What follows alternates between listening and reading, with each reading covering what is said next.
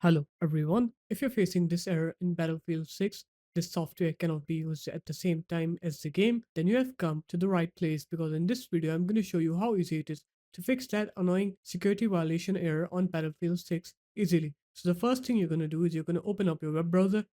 You're going to search for interception. You're going to go into this link from github.com, and here you're going to click onto this latest file.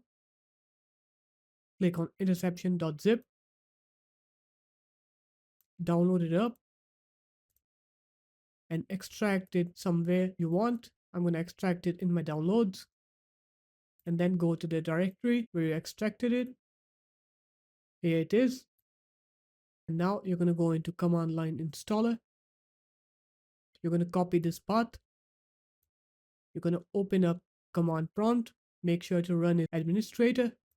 You're going to put this command in, cd, and then you're going to paste the location. After that, you're going to put this command in. I'm going to put this command into the description of the video. And once you do that, you're going to go ahead and restart your computer then.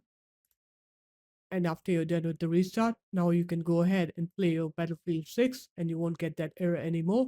So there it is guys, that's how easy it was.